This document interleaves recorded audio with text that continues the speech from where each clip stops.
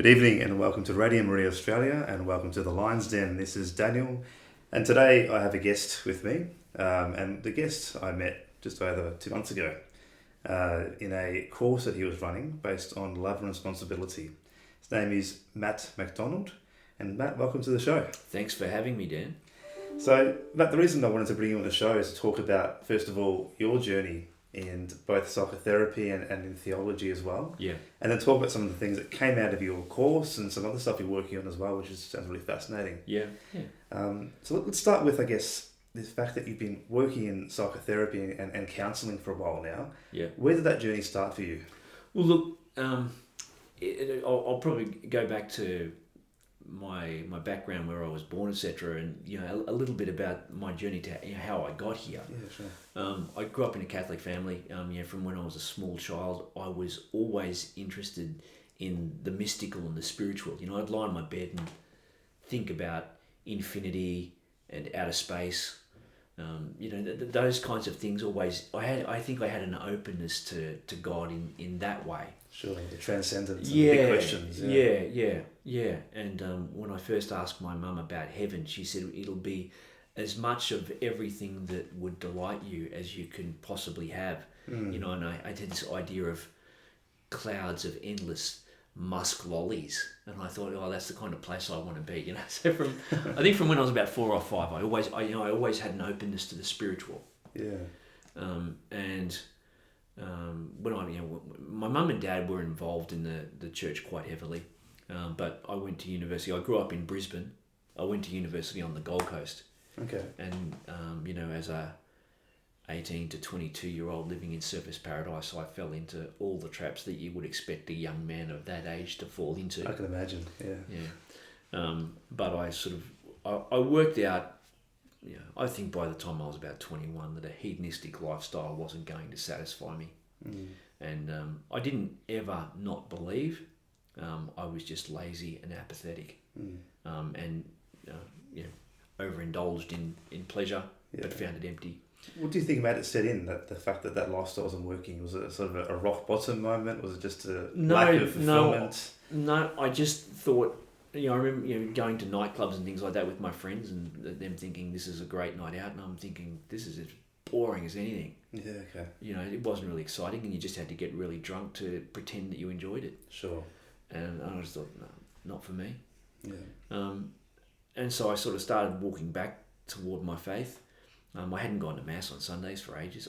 I started having a practice of personal prayer for, I reckon, a year or two before I started going back to Mass. My dad gave me a couple of books to read, G.K. Chesterton's Orthodoxy, and another book by a guy named Frank Sheed, Theology and Sanity. Sort of really was helpful to me. And then the community my mum and dad were involved with, there was the guy who led the community, had been he'd trained with the Carmelites, the Discalced Carmelites, but had never been ordained. Okay. He got me interested in the writing of Teresa of Avila and St. John of the Cross. So I was reading those in my mid-20s. The Interior Castle, was that one of the key texts? Yeah. So Teresa of Avila's Interior Castle had a big influence on me. And then I eventually was thinking about entering religious life. And so that was what brought me to Melbourne from Brisbane. I had a priest who was a friend in Brisbane. He's actually Bishop Rendazzo in Sydney now. But he had said to me, get away from your family and friends and sort out your vocation. Okay. So I came down here. I spent a little bit of time with the Discalced Carmelites and realised that wasn't my calling. I met my wife Julie about sort of 6 or 9 months after that. We got married, and about 2 years into my marriage, I was trying to work out how do I get sexuality and my desire for sanctity together. You normally don't think about them in the same sentence. And the John Paul II Institute for Marriage and Family had recently opened here in Melbourne, and I'd been along to one philosophy class with one of the lecturers there, Hayden Ramsey, who now teaches he's at ACU. But Hayden encouraged me to go along to the John Paul II Institute, and so I started off just doing 1 or 2 subjects there, just to try and understand how do I get my interest in my spiritual life and my married life together. So it was really personal interest that got me started. Right. And I ended up going through and doing a master's degree in theology. And then that led to me working for the Melbourne Archdiocese for almost 12 years in marriage and family, and around life issues as well. Then in doing that, I did a lot of marriage preparation and a lot of working with young adults in formation around how you go about a relationship in a way that's going to be healthy and happy. And one of the things that I found most satisfying was when I would do things like the Love and Responsibility course that you were involved with. The individual conversations that I would have with people outside that, like during the breaks and things like that. And people would say, look, Matt, you've talked about this, but here's what's going on in my life. And it's one thing to understand the church is teaching on something. It's another thing, again, to apply that in the messy, concrete reality of our everyday life. Yes. Our lives aren't perfect, families aren't perfect. And so how do I apply this? Yeah. And so helping people to do that is something I became more interested in. I've heard you speak in the past about the 3 dimensions of the human person: the spiritual, the psychological, and the material. Yeah. Has it always been the case you've seen those 3 things intertwined, and has that driven your curiosities? I think really studying John Paul II, and particularly his idea of the theology of the body, that I was always interested in the spiritual life, but his insistence on the fact that this has to be instantiated in our bodies. It's very practical and concrete. Yeah. That's the way God's designed us. And then understanding the emotional dimension of that, and that we have to get our emotional life right, because those things are all bound up together. And if we don't get all 3 of them working together, there's suffering involved. And Do you find Catholics struggle with that at times, balancing out those different aspects of the emotional part of our lives, the spiritual part of our lives, and grappling with the balance? Yeah, I think everyone does. I think sometimes, I've heard Christians say that Catholics say that, well, if you just teach people the truth, they'll be okay. But what I realise is that there are ways that we behave that we don't understand. St. Paul says, I do the things I don't want to do, and I don't do the things I know I should. Yes. That there's often we act in ways that we don't even understand. So what's going on there? And they aren't necessarily based in sin. A client a little while ago, a woman who was sexually abused when she was 4 years of age. So, you're dealing with something there that is not a sin on her part, yet it's going to have a profound impact on, how does a 4-year-old deal with something like that? Yeah. Where do you start with something like that? Where's the point of contact for a person there? I suppose you start with the pain, but trying to help a person make sense of that, and then how it has impacted the way they relate to people.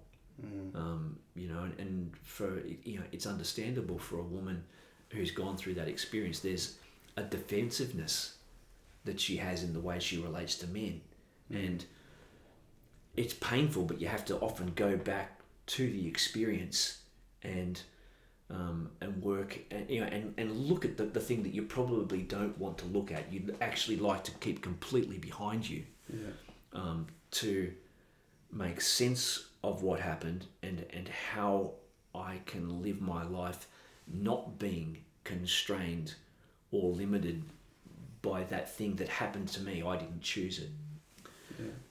And that's not, it's not strictly speaking something for confession, because she did nothing wrong.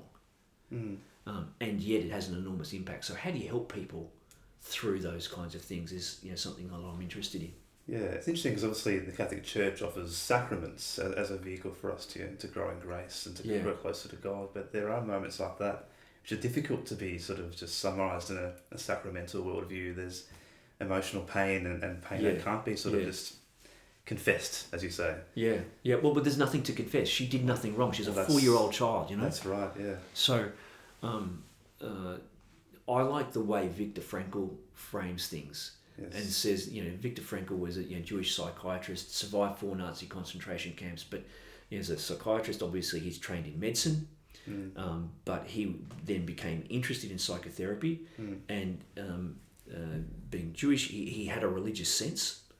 Not what you say necessarily was a profoundly religious man, but he saw the spiritual dimension in life and thought that was important. And he gives the example, you don't fall over and break your arm and go to the rabbi and ask for help. No. As a physician, you see, no, that needs something. And then there's the psychological is different from the physical. Yes. And then they're different from the spiritual. And so he said it's important to identify in which sphere is the injury and treating it the appropriate way. Yeah. And so that's sort of a bit of the art is. Sometimes there can be. I had a client very early on who came to me because her doctor had said to her, "There's nothing physically wrong with you. What you need is a good therapist." And talking things through. Yes, there were some things, and we worked out what was going on. But it was manifesting physically. She was getting pains. She was getting aches. She was getting headaches, and But the doctor said it's not physical. It's something else. Yeah, you mentioned Frankl. Viktor Frankl was a very influential psychologist and philosopher. His logotherapy, his approach to the idea that meaning can help people sort of sustain themselves. Is there something that's influenced you in your own work in the past, or your own understanding of the human person? Yeah, well, I think we've got to have something beyond ourselves. I suppose this begins to touch on, what we did in Love and Responsibility. Yes. There's. We have to have something outside of and beyond ourselves to really to live fully. John Paul II said, and I think ultimately it has to be love. He said, unless we experience love, we get involved and we participate intimately in love, we're not actually human. We're not fully alive until we do that. Yeah. And love is something that. Love existed before me. Love will exist after me. It's transcended, and so are things like justice. These are things that are transcendent. Yes. It's an interesting way to frame things. Rather than being fixed, you're becoming more fully alive and more fully human, I guess, is the way that John Paul would frame it. Yeah. It's an interesting way of putting things. Often when you think about, from an outside point of view, the Catholic perspective, if you don't know it very well, it can seem a bit negative or pessimistic or, not in line with what people would say is a flourishing worldview. But it really is, isn't it? So it's about being fully human, fully alive. Yes. Yeah, but I think we miss that at times, the idea that it's meant to bring us into fullness, the teachings. Yeah, yeah, yeah. And, and if... ultimately, I think if life's just about this life, well, there's no reason not to just be seeking pleasure. And if we're just food for worms, we'll just eat and be merry now, for tomorrow we die. Yeah.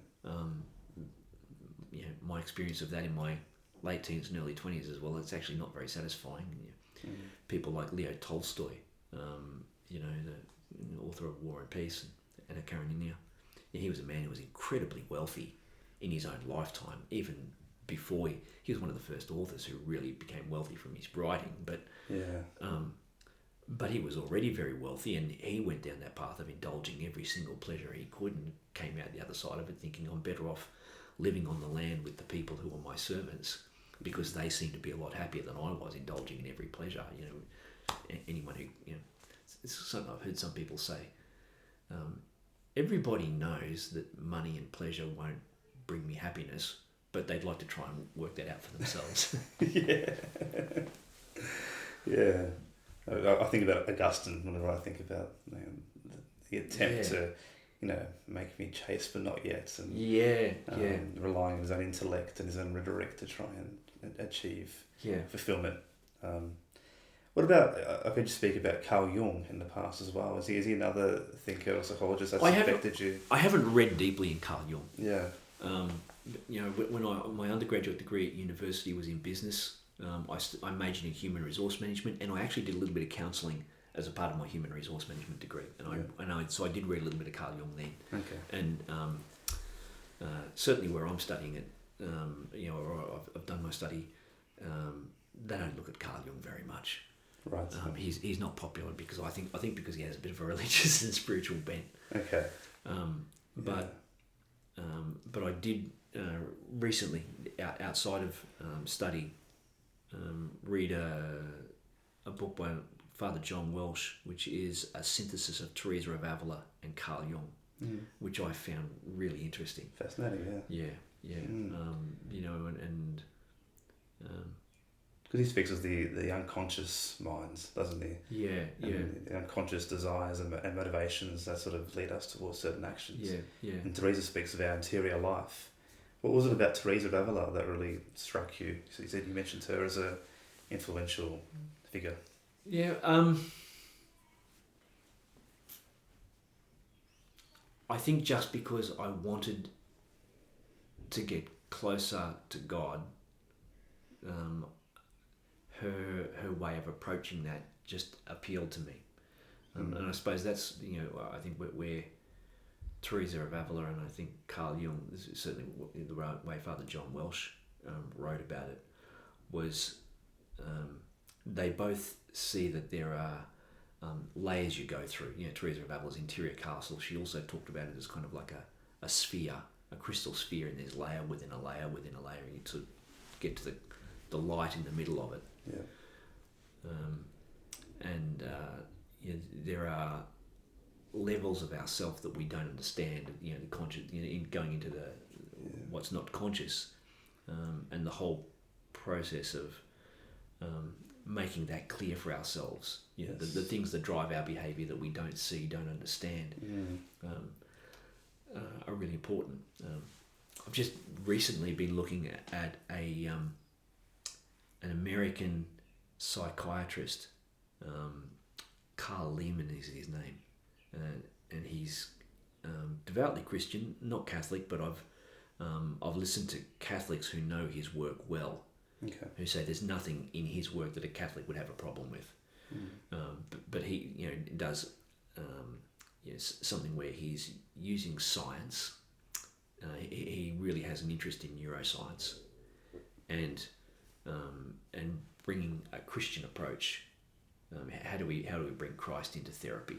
Yes. And that's something that I'm really interested in. That you never learn in a secular institute, which is where most of the training is now. Seems quite niche to most people. A Christian perspective on psychology and psychotherapy. Yes, but my thought is in bringing Teresa of Avila is that the centre of the castle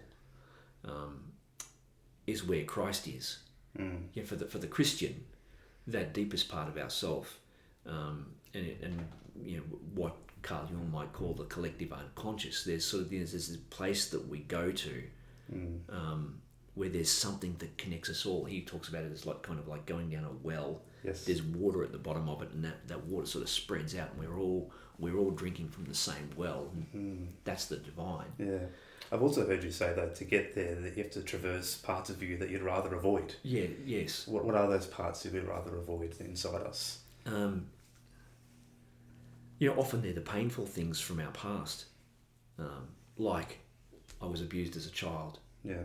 Or my dad left and I never got that relationship. And we'd rather not. It's too painful to look at. Generally, the things that are too painful to look at, we find mechanisms for not looking at them. Yeah.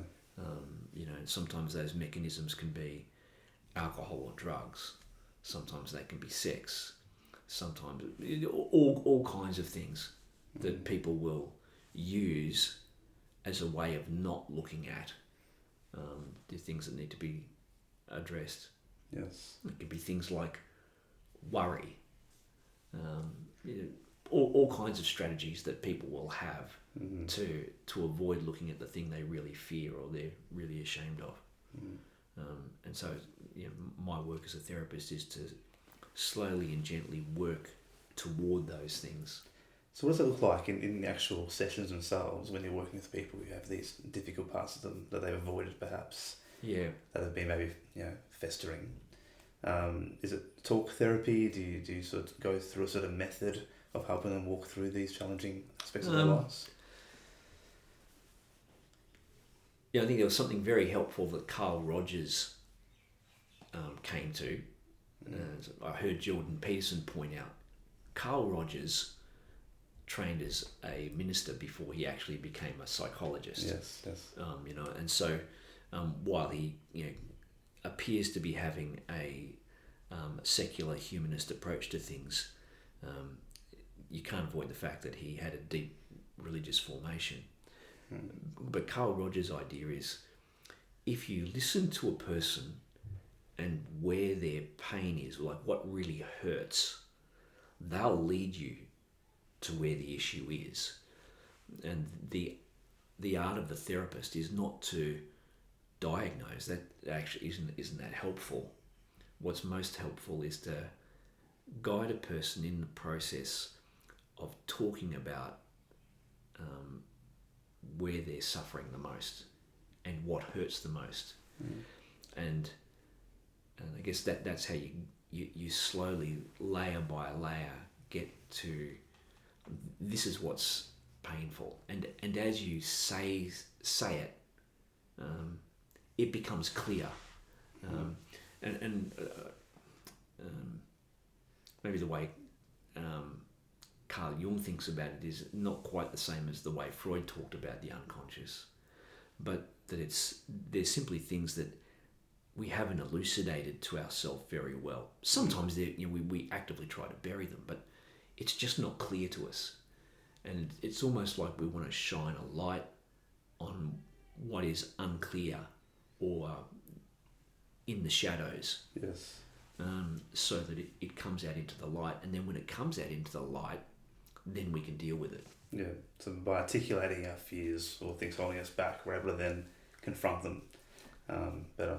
Yeah, it's not just something vague, yes, nagging at us in the background there somewhere, and driving our behaviours in ways that we can't understand. Yes. Once you bring it into the light, then I can begin to see why I'm behaving the way I'm behaving. Yeah. But it sounds like the patient or the client is the one with the agency there. They're sort of driving that. And what's your role in that? Yeah. Are you guiding? My role is to do with process. How do you get to that part in you? I've got no idea what it's going to be. It generally surprises me, and it generally surprises the client as well. Yeah. It'll end up being something you don't expect. But my job is to try and help somebody do that. And it was Carl Lehman, who I was mentioning a minute ago.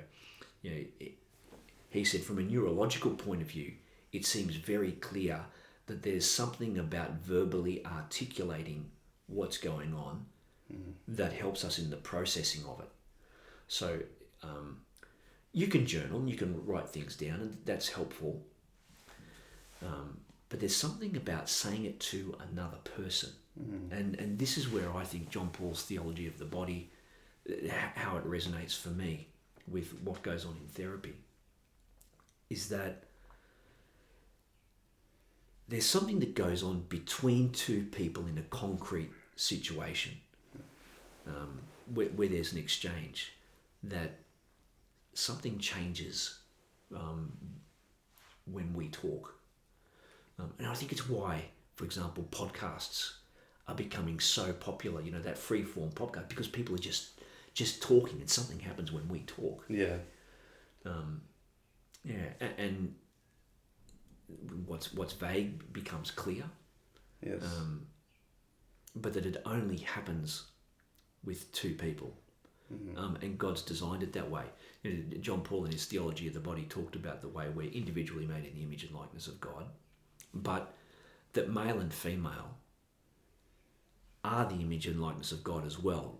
The two together, and it's by the exchange that takes place between them and the life that can possibly come from that, that makes us like God.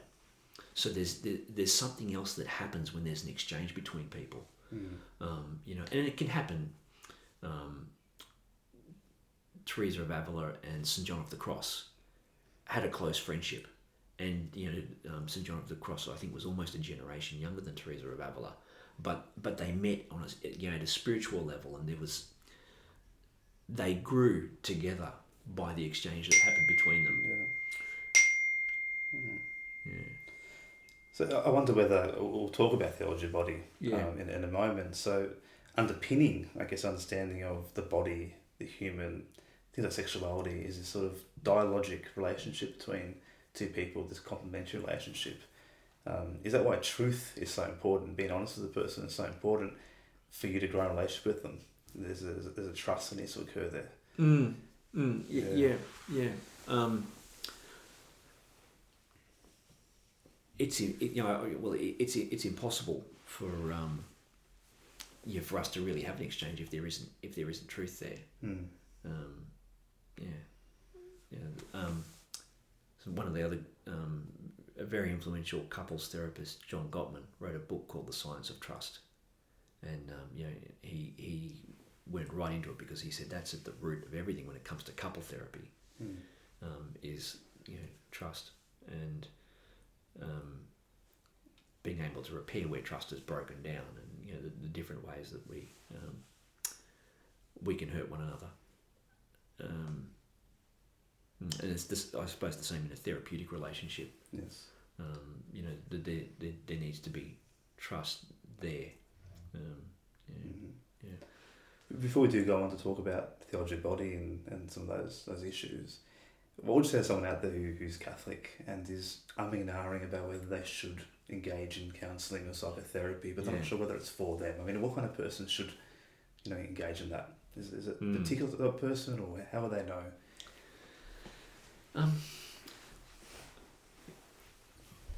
I think that if we're suffering in ways that we don't understand, and we have repeated patterns of behaviour, like St. Paul said, I'm doing the things I don't want to do and not doing the things I know I should.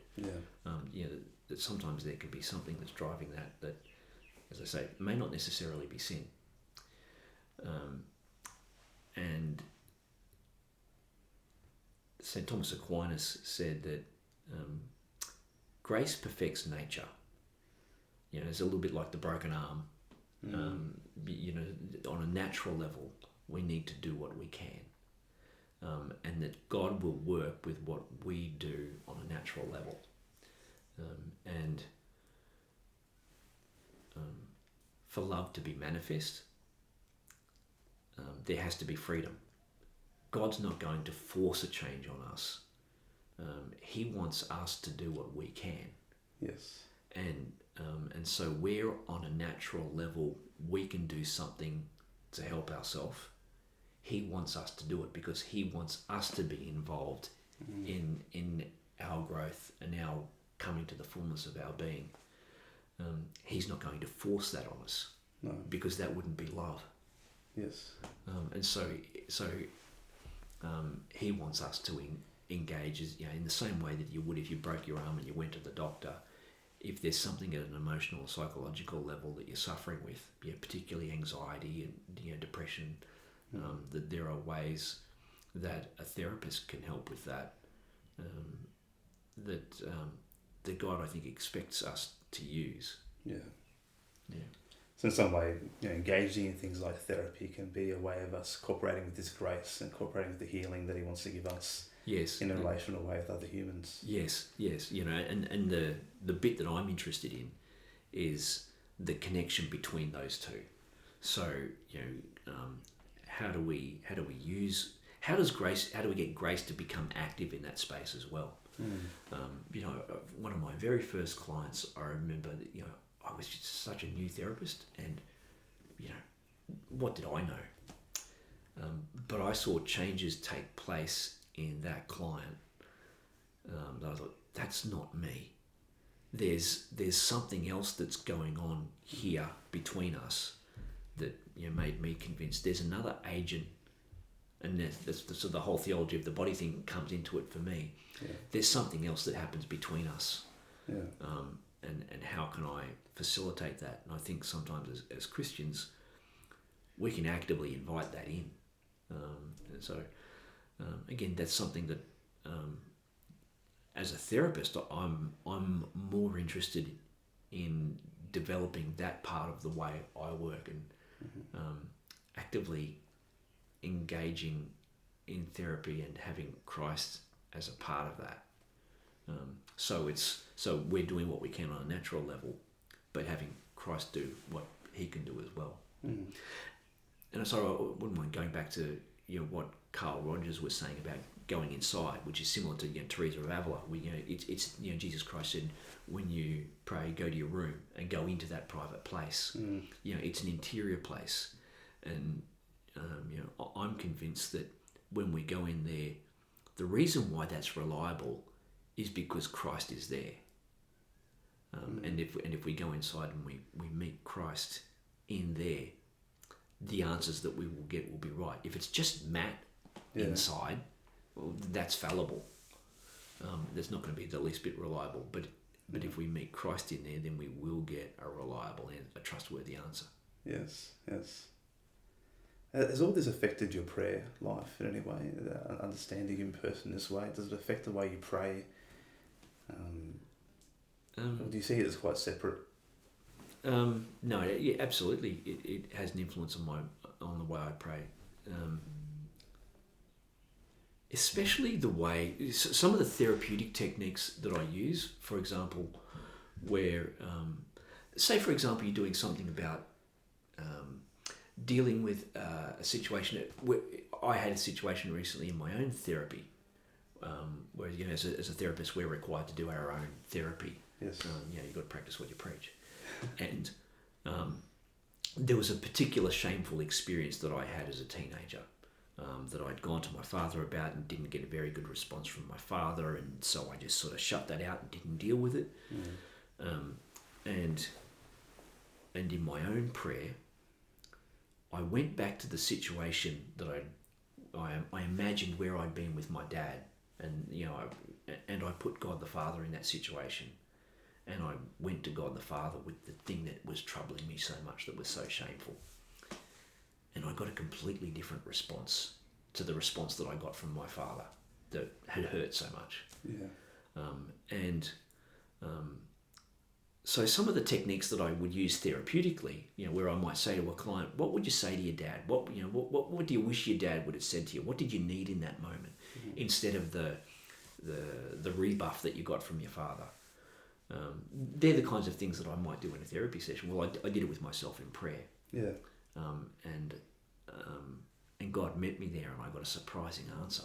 Mm.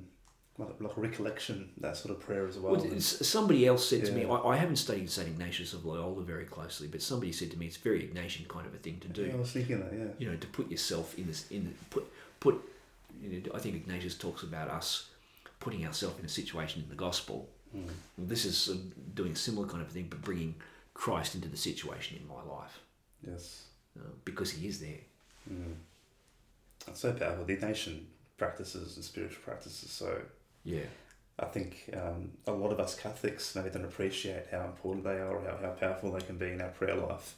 Yeah. But I wonder sometimes whether those figures, whether it's Teresa or Ignatius, obviously they were spiritual figures, but whether they were proto-psychological as well, and whether it was entwined in what they were preaching. Yes. Yeah.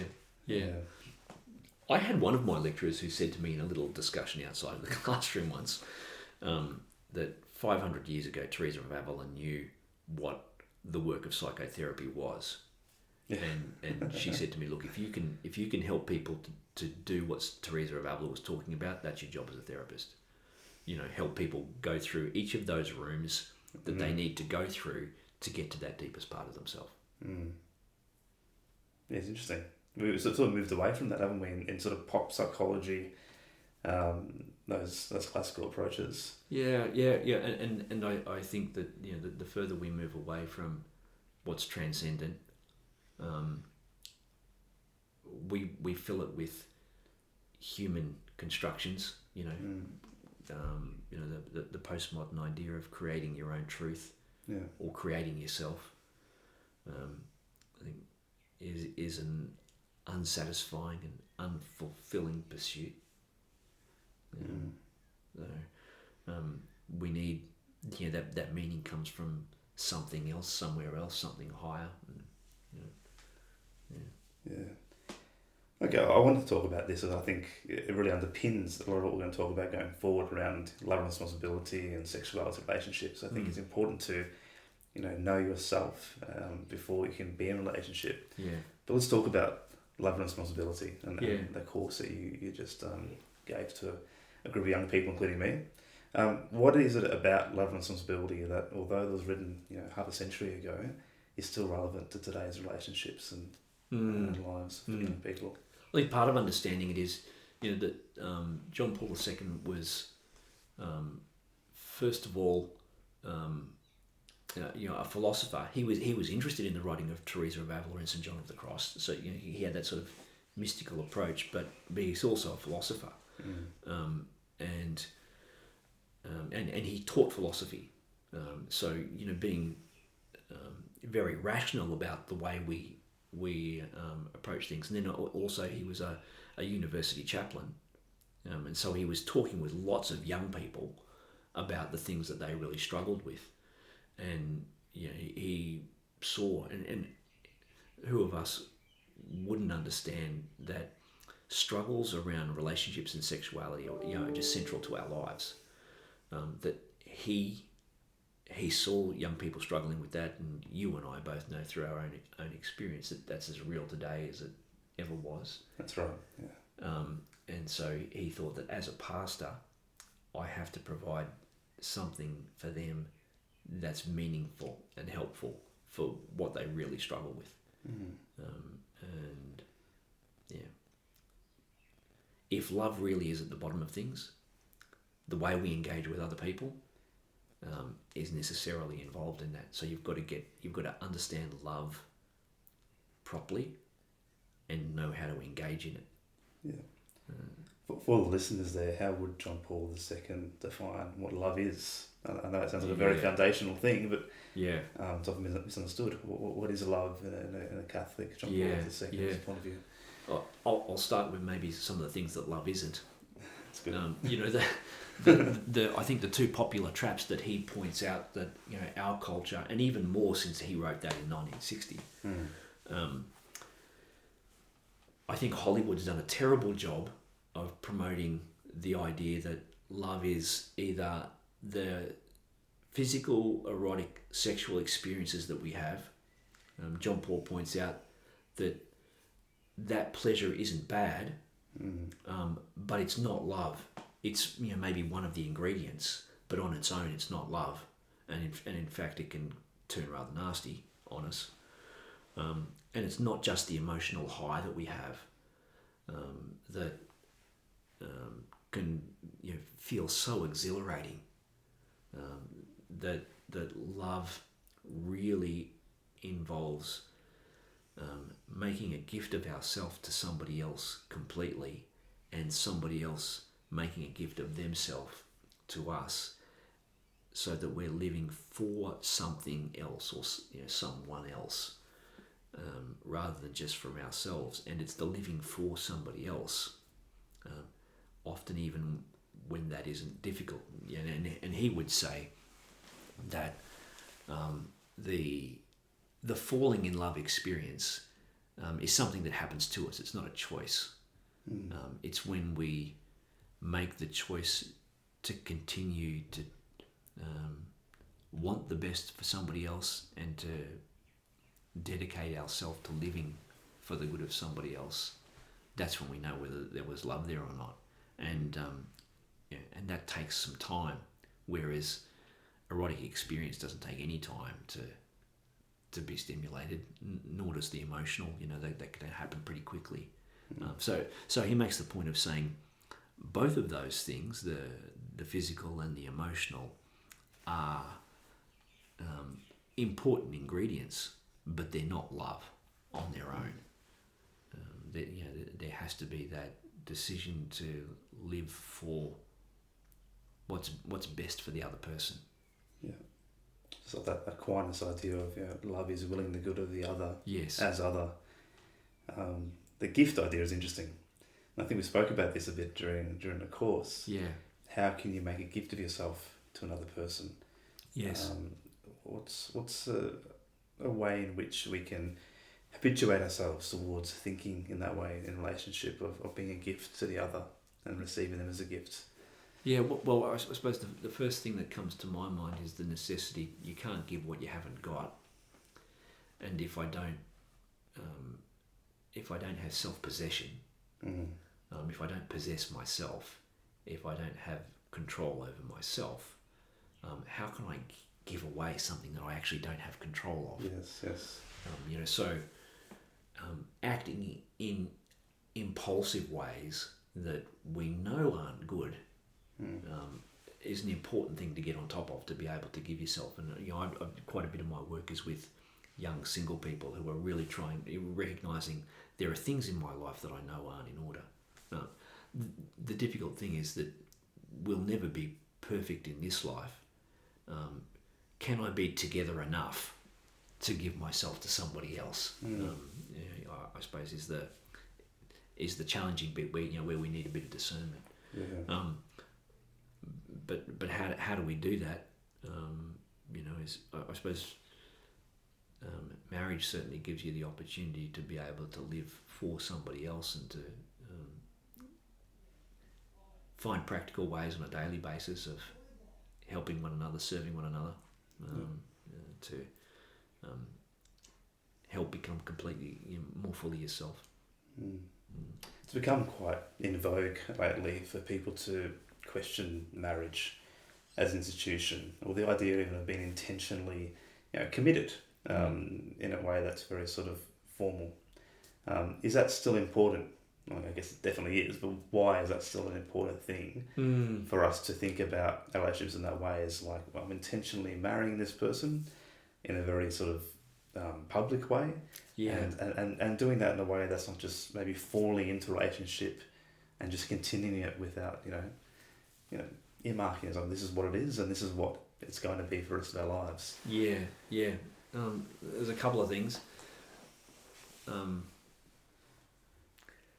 If we aren't committed to giving our whole self, the way the rite of marriage in the Catholic Church talks about, I'm giving myself to you from this day forward in sickness and health, for better, for worse, for richer, for poorer.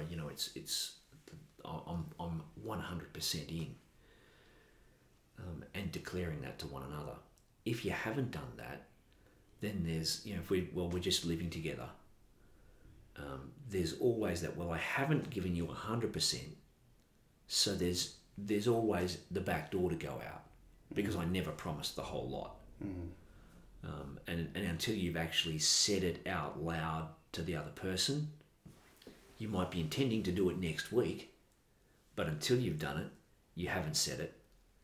And so you're not 100% in. And when you're not 100% in, then there's always the possibility of leaving. And when there's always the possibility of leaving, there's an instability in the relationship. How can I be sure that what's really going on here?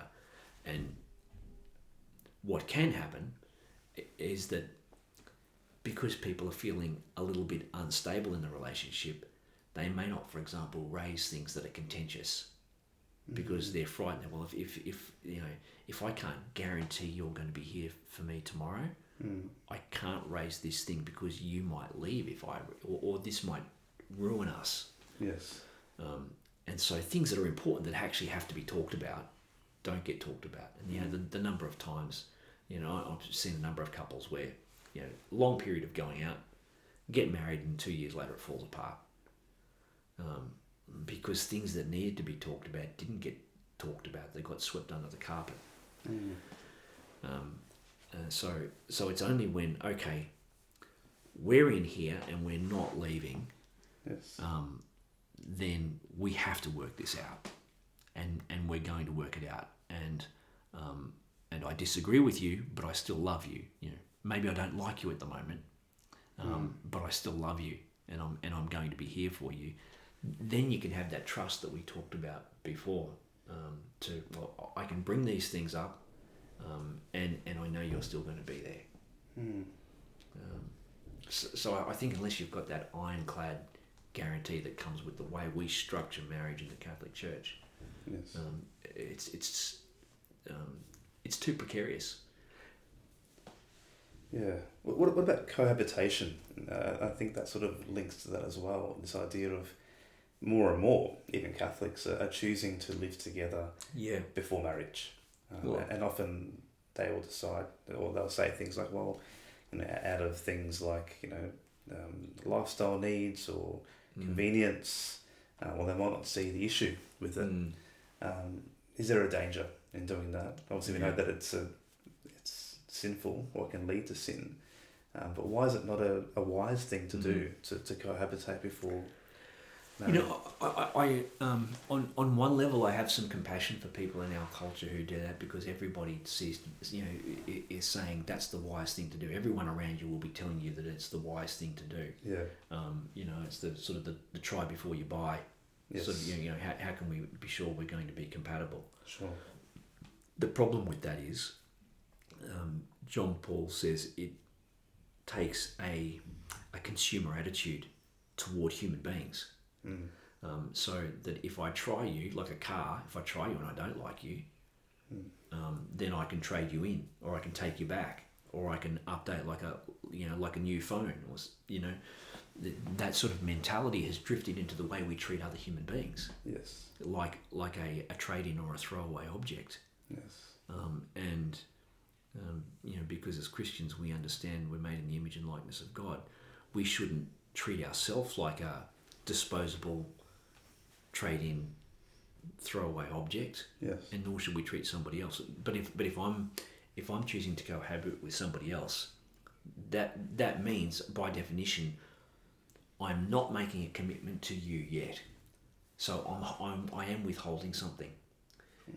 And if I'm withholding something, then I'm expecting you're withholding something as well. I have to assume that you can throw me away as well. So I'm treating myself like a disposable, like it's a disposable relationship, as well as treating you like it's a disposable relationship. Yes. And that undermines the trust that you need for love to actually work. Yeah. I think these days when we think of consuming or using someone or something, we think of it as a one-way thing.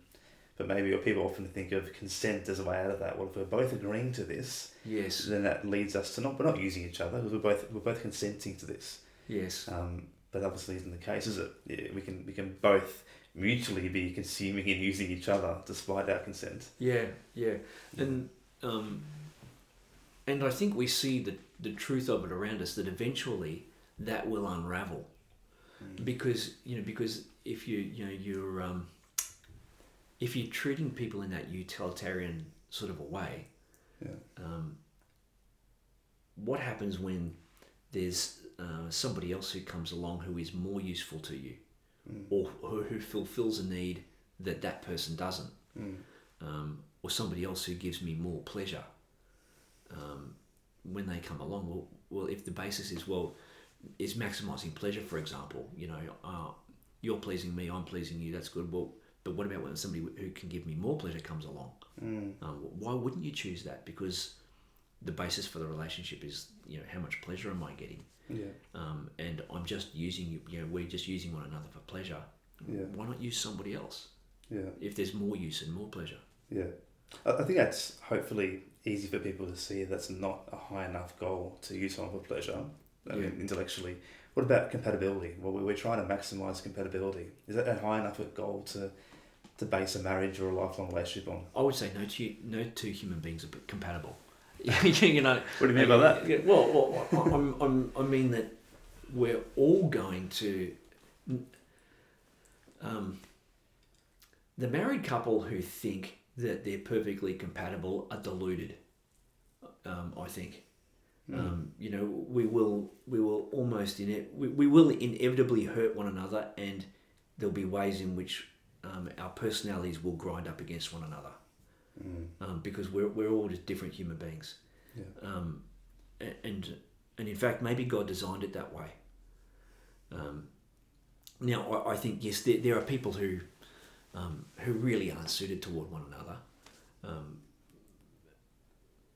whether it's because of particular injuries or personality types or something like that. But I don't think there's any such thing as two people who are perfectly compatible. No. We'll always bump up against the imperfections of another person.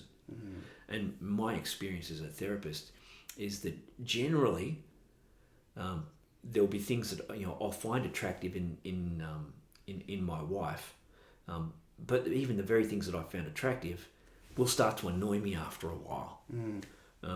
And we have a way of, we get into patterns of relationship where we tend to trigger one another. That's almost inevitable. And one of the things I do with couples when I start work with them is what's the pattern that goes on in our relationship where, well, when you say this, I feel that, and I act this way, then that makes him act that way, and you get into this loop where you tend to aggravate one another. Yes. And there's a cycle that goes on, and every couple has that. It just becomes a question of how well the couple is able to identify their cycle and deal with it in an emotionally mature way. Mm-hmm. I wonder if front-loading the commitment before you live together and go through the struggles to a certain point can help with that, because you're already committed and you recognise there's going to be pain and challenges. Yeah. And that helps you maybe work through that. But maybe we can just delude ourselves to thinking, if I live with someone or I know them for long enough, then I'll find out all their weaknesses and all their ways in which they can hurt me. Yeah. And then I'll decide whether or not they should be with me or not. Yeah. So you're saying that's a limited view, because in the end, no one's fully compatible anyway. Well, I think we'll always find out. The other thing is there's a therapist I like, Esther Perel, and she says, I've been married 4 times to the same man. Yeah, right. That who I was when I first met my wife is different to who I was after we'd had a couple of children. Yeah. I've changed a lot. And then 10 years after that, I've changed again. And, I think Julie and I are probably into about the sort of the third or fourth stage of our marriage. And I'm not who I was when we got married 23 years ago. Thank God for that. Yes. But there'll be things that you'll find out about one another. Well, and if you're going for, are we compatible right back at the beginning? You can't know everything about somebody right at the beginning, because they don't know, you don't know. You're not going to know everything. Yeah. You're going to find out things along the way, and the other person is going to change. By God, I hope we change. I don't want to stay the same as I was when I got married at 31. Yes. I'm hoping I'll be a little bit more mature. Maybe I'll pick up some bad habits. But the promise that Julie and I make to one another is that I'm going to work through those things with you, and I'm loving who you are today, not who you were 23 years ago. I've got to be married to the person you are now. Yeah. So what is your discernment based on then? If to marry someone, because obviously you have a limited, you have limited data to make it very scientific. Yeah. To work with, and you can't know everything about a person, like you say. So what is it? How do you discern whether they're the person you want to commit your life to? Yeah, I think it's recognizing. I can see the really good things in this person, and I see the good in them. I find the good in them attractive, and I want to help that. And I can also see how she can help me to grow. There's qualities in her personality that are going to complement me. Yeah. So, and this is something that my mum said to me that was really, really helpful. Lots of things she said came up in the course of my mum and dad's marriage. They'd been married for over 50 years. And my dad's got advanced dementia, and but my mum said, but the things that I loved about your father are still there. She was looking for a man who took his faith seriously and would help her to grow in her love of God. And she said, and then she found out all these other things that were really, really difficult about my dad's personality, and he wouldn't have, he wasn't easy to live with. Yes. But she said, but the good things always remained. And so if we can see things that are genuinely good, like my wife Julie is, if she says she's going to do something, she's going to do something. She hasn't got. I've never seen Julie say anything in malice or meanness in her. She's just such a kind person. Those things are still there. I've discovered things that I don't like, but the good things are still there. Yes. Is there enough good in that person for me to think, I can stick it out with this person? Yes. We have to really value the other person for who they are. So, what about chastity? We spoke about that, and the idea that often we, as a society, we push against it. It's within our our fallen natures, whether we're Catholic or secular, to not like the idea of chastity. Is chastity just not having sex before marriage, or is it more than that? I think it's far more than that. Yes. But it goes back to what we said earlier about having possession of yourself. That we can't give what we haven't got. And if I don't have the capacity to say no, then yes doesn't mean very much. And so for me to be able to say yes in the fullest sense to Julie means that I am able to say no to this person and the person, and that person and the other person. And it's not like when you get married, you're not going to have the temptation or the opportunity to be able to be unfaithful.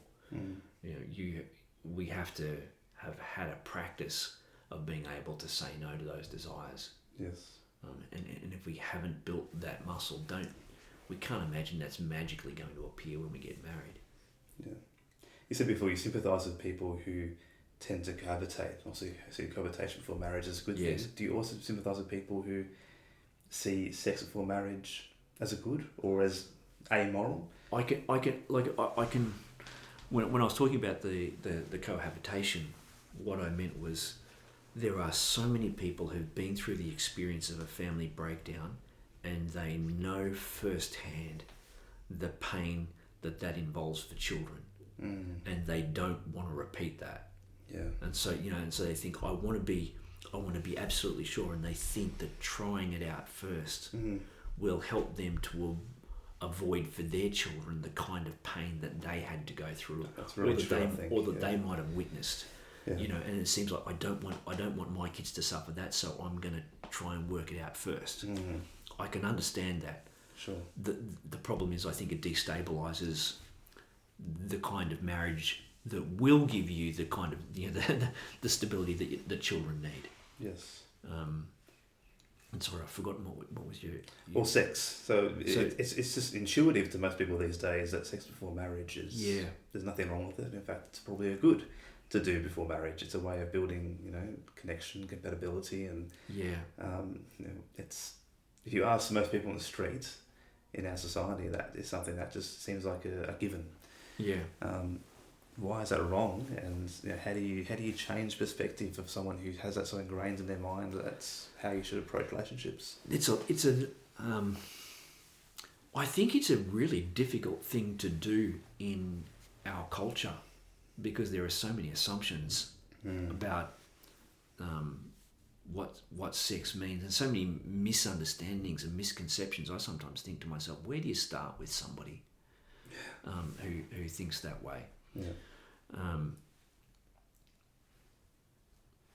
I suppose the thing that convinced me when I was a teenager was that my dad had said, if you want the best sex you can have, it's going to be in a relationship where you can completely trust the other person.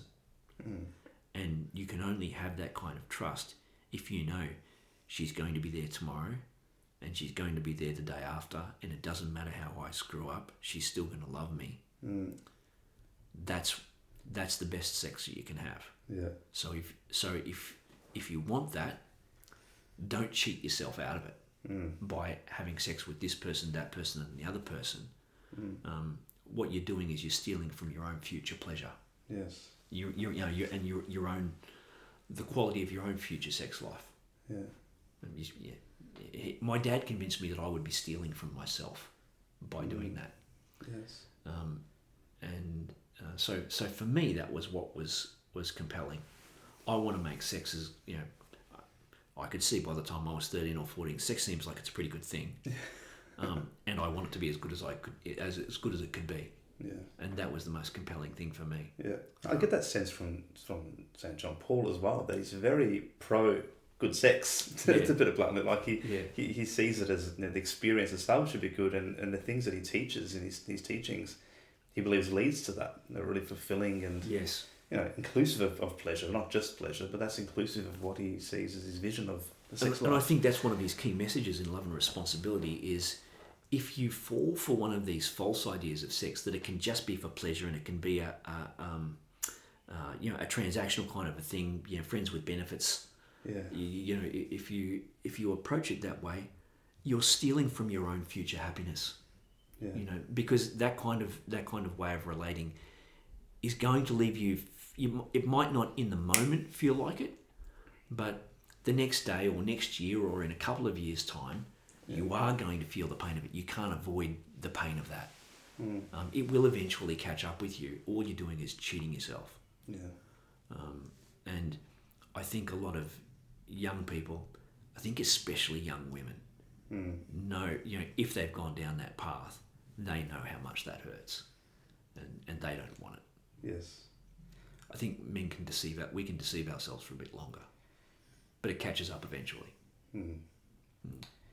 Yeah, I love how your dad framed that, because he didn't sort of say, "Oh, this is what you're doing wrong, and therefore should be avoided," which is obviously true, but rather this is what you can have. It was the fully human idea before. This is what the fullness of these experiences can be, and this is what you could possibly, experience. Yeah. One of the things that John Paul emphasizes, I think, is that we need to understand what we're saying yes to. Yeah. And to say yes to the best sex I could possibly have means saying no to the counterfeit forms. That's a great way to put it. Yeah. So because I want the best sex, I have to say no to the cheap, ultimately disappointing sex. Yes. And we do that in other ways in our lives as well, whether it's financial goals or career or saving, friendship, saving, going to work are all things. I could just lie in bed. Yes. But I'm not going to lie in bed. I'm going to get up and I'm going to go work, so I've got some money to do some other things that I want to do. Yeah. It's the idea of sacrifice. Yes. I'm prepared to sacrifice the short-term pleasure for a greater dividend in the future. Yes. That's how I saw it. Yeah. Also, we know that, and probably a session for another day, is married people can have unfulfilling sex lives, and it's probably a whole other discussion. Yeah. Maybe we'll put that aside for now, but I think it's a really important way to frame things, and that positivist framework. Yeah, well, John Paul really emphasised you've got to be clear about what you're choosing for. Yeah. You mentioned during the course, and really it struck me because I think it's one of the things that a lot of us struggle with in regards to sexual teaching is contraception. The fact that you, at one point, found it hard to accept it. Yeah. We know that it's probably in the high 90s, maybe, I don't know, around that sort of range of Catholics over the last few decades who engage in contraception. And I think it's important not to shy away from the fact that that's the case. And it is difficult. It is demanding. Yeah. The tension when that was being looked at again in the church in the 1960s was drawing a distinction between the two elements of sexuality around fruitfulness, of having children, and the way sex creates a bond and it increases the love between a couple. And the argument was that if having more children is going to be genuinely difficult for the couple, shouldn't they be able to avoid children to be able to strengthen the love in the relationship without losing or compromising the love in the relationship? Yeah, which makes sense at face value. It does at face value. Yeah. Except that the church concluded that we have to love the whole person, and that includes their fertility. And the moment you separate fertility and what we call the unitive dimension of marriage, or the erotic and the pleasurable side of it, you actually begin to undermine the pleasurable side of it as well. Because as John Paul, his book Love and Responsibility, says that when we take responsibility for the other person, and that is the whole person, which includes their fertility, unless I say to my wife, I love you, all of you, who you are right now, which includes your fertility. Her fertility is part of what defines her as a woman. Yes. Unless I'm prepared to love that, I said before, we're married to the person every day as they change, and for a woman, it's as she goes through her cycle. But if I say I'm only prepared to love you if that fertile bit of you is taken out, that's not a complete. You're not loving the whole person. You're loving the person minus their fertility. And so that then leads us into treating the person as a thing for pleasure, rather than as a whole person. It can be very subtle, can't it? I think any man who has experienced engaging in sex with contraception can understand that mindset, and even the culture around that can so easily lead to an objectification or objectifying mindset. You might not be totally conscious of that at the time, but it can easily, I think it festers and it becomes part of the way in which you see the opposite sex, the way in which you see sex, how you engage in it, and how you sort of hold back a part of yourself from it as well. I don't know, I mean, it seems, once you've accepted the teaching, it seems very logical and obvious. But something about engaging that behaviour seems to limit your mindset itself and helps, and you can't really see the fullness of what you could be having. It's a really difficult one, I think. Sexual pleasure is like a drug. Yeah. And once you're enjoying that, it's very hard to pull yourself away from that. And so we'll play all kinds of tricks on our own mind to say, well, why it's reasonable to keep on doing that, even though I know I'm treating these women as an object. Yes. Because we're kind of hooked. But like any kind of addictive behaviour, it's not impossible to break away from. We just need to understand it. Well, deal with that the right way. So the answer the church gives to that is NFP, natural family planning. Yeah. What is that? For people who haven't heard of what that is, what does that entail? And understanding the natural cycles that a woman's body goes through, and being able to, there are times of fertility and times of infertility. Yeah.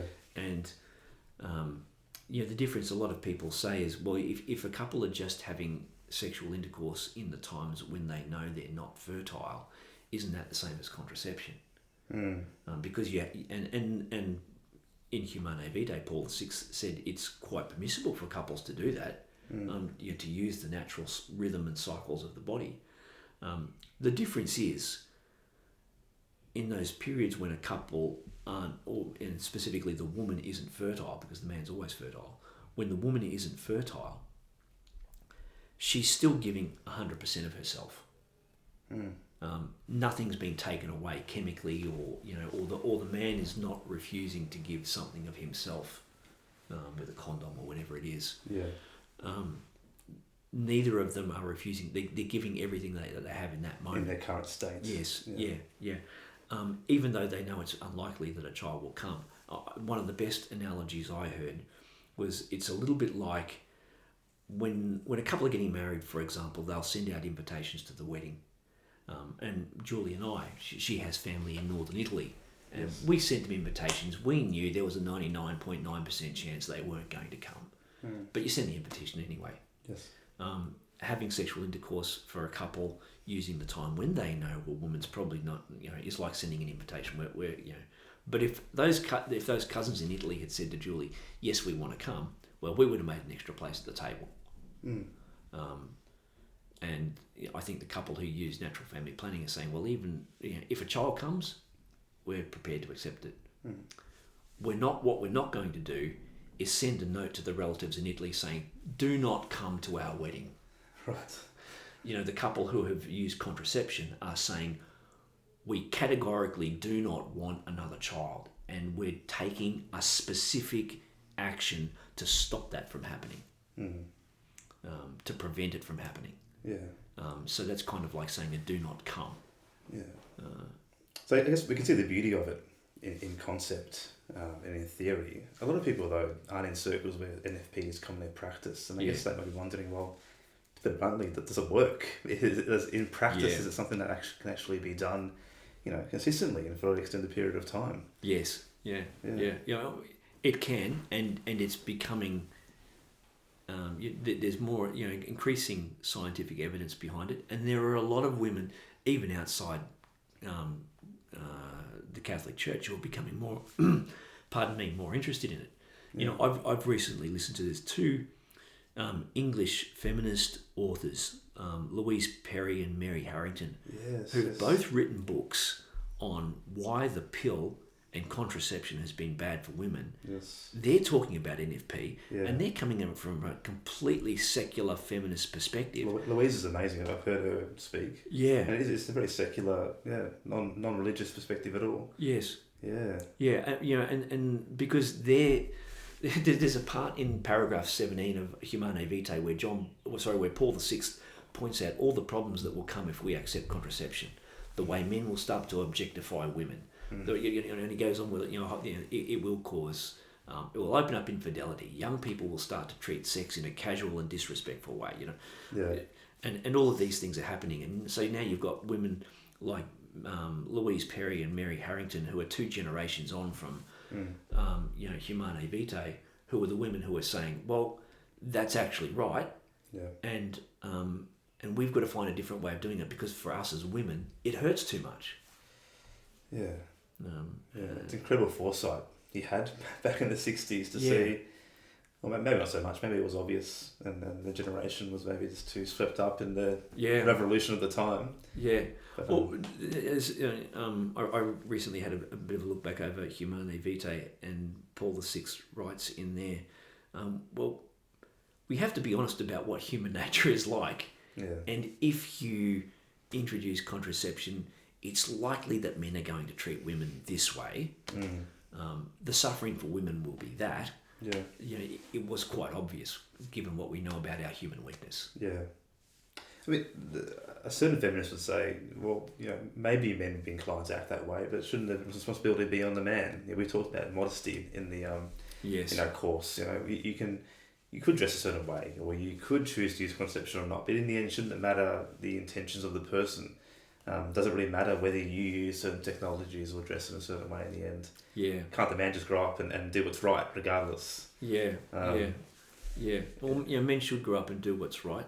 But it's an activity that involves two people, and they both have to decide to do that. Men need to be more responsible. There's absolutely no doubt about that. Sure. But I think we both do. Yeah.